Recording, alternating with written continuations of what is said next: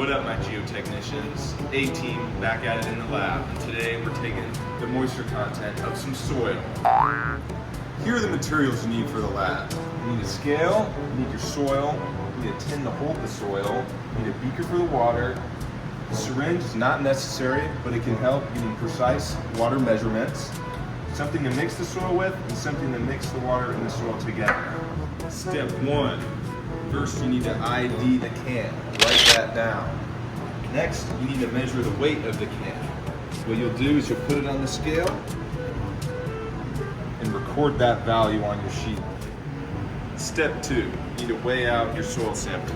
You need at least 100 grams for this test. Step 3, you need to weigh out the desired amount of water for the test. Step 4 is also you need to mix the water into the soil.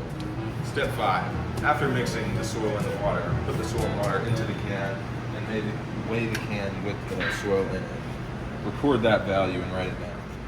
Step 6, now you need to put the soil sample into the oven. Key point about the oven, make sure it's at 110 degrees plus or minus 5 degrees Celsius.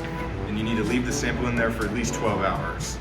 Step 7, after 12 hours, you need to take your sample out and get a weigh it.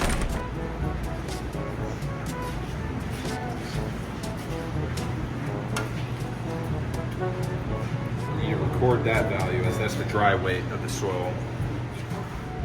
After taking the dry weight of the soil, put it back into the oven for 2 hours to make sure that it's dry. Step 9, after 2 hours, you need to take the soil sample out of the oven and weigh it again.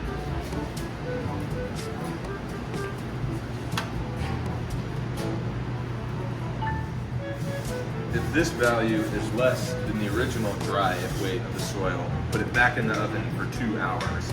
Continue this process until the weight is the same.